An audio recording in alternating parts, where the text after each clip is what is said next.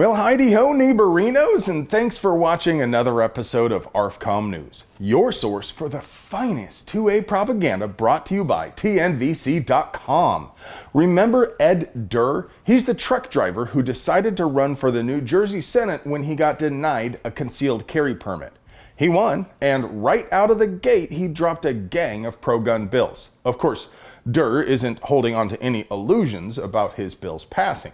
We know there's a slim chance in hell of them passing, but last year everybody was saying there was no shot in hell for Ed Durr to be a senator, so I will never say never to nothing. Never say never, whatever you do. But even if Durr's bills never got out of committee, they help shift the Overton window. The control freaks have crazy people submitting bills that can never pass, so the ones they actually want sound more reasonable. I've held an AR-15 in my hand. I wish I had it.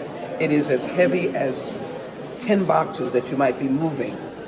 And the bullet that is utilized, a 50 caliber, these kinds of bullets, need to be licensed and do not need to be on the streets. Why shouldn't our side have a smart, decent man who is willing to push on principle, knowing he still can't win? So you bought some nods and now you're ready to rock, right? You knew you needed training to run that rifle like a Chad, so why should night vision be any different? TNVC.com is your source for the night fighter training you need to be effective.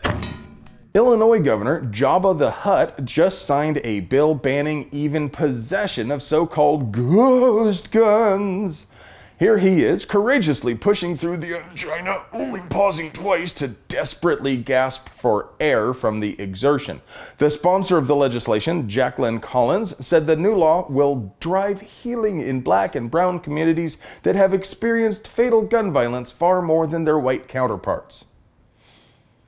By locking people in cages for being too poor to navigate the expensive, time-consuming, and invasive process to legally buy a gun in Illinois.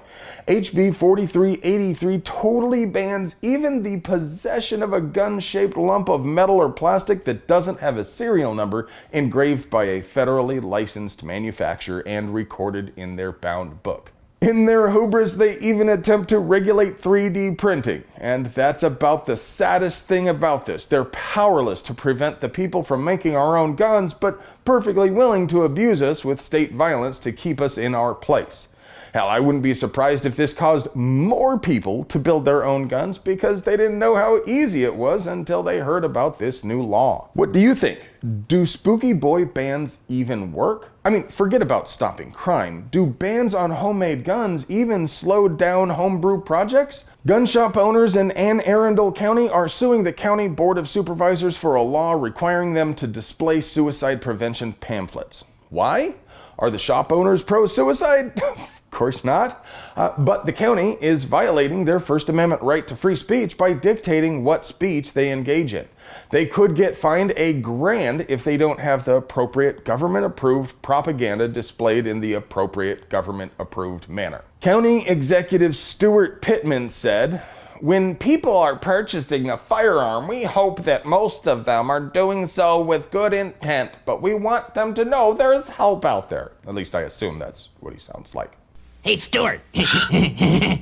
Stuart. What a wiener.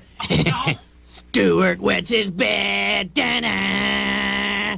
Here's an idea. Instead of trying to find business owners and alienating them, why not distribute the flyers voluntarily and encourage gun shop owners to participate in the Hold My Guns program by reimbursing them for costs and giving a tax credit?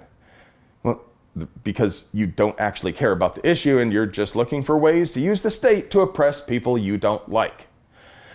And another intersection of the First and Second Amendment involves a third grader who was told she can't wear a come and take it hat on the school's hat day. Her dad, along with the Firearms Policy Coalition, filed a lawsuit in U.S. District Court seeking for the court to declare the hat to be protected speech, prohibit the school from violating her rights, and nominal damages as well as attorney's costs. perpetually based Chad and president of the FPC, Brandon Combs, said, "Public schools may not violate the rights of pro-Second Amendment students because they don't like guns or people who support the fundamental individual human right to armed self-defense. We look forward to reminding these anti-rights authoritarian school defendants that the Constitution applies in public schools." If you love freedom and want to help the FPC keep sticking it to the man, please consider donating to them. Just go to firearmspolicy.org/donate and give whatever you can afford. What's more important, our fundamental, God-given human rights or another PSA meme lower? Take a look at this graph I found in the bottom of a locked filing cabinet stuck in a disused lavatory with a sign on the door saying, "Beware of the leopard." Or Reddit. I don't remember. I don't know if the numbers are accurate. Hopefully someone out there can check the math, but they seem about right. The red bars are the rate of private firearm ownership, and the blue bars are homicide rate per 100,000. That big red spike is us, of course. Two things are starkly illustrated here. One is that homicide rate and gun ownership rates don't really correlate at all. The other is that while the US does have higher rates of intentional homicide than many other developed nations, although certainly not the foremost, the scale of the difference is relatively small compared to the difference in gun ownership rate. We have many times more guns than the rest of the world, but we certainly don't have many times the homicide rate.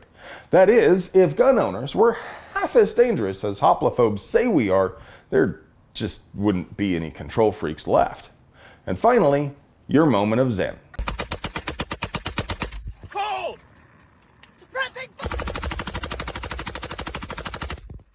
Teamwork! Hey friend, do you like pews and pew-related things? Do you want to help us keep delivering you pure, uncut American pew propaganda at the low price of free $99? We literally couldn't make this show if it wasn't for the generous support of TNVC.com, purveyors of the finest non-GMO night vision devices handcrafted from fine Corinthian leather in the old world style. They also have mounts, lights, training, swag, and all sorts of other deep-fried gear to make you the bump in the night.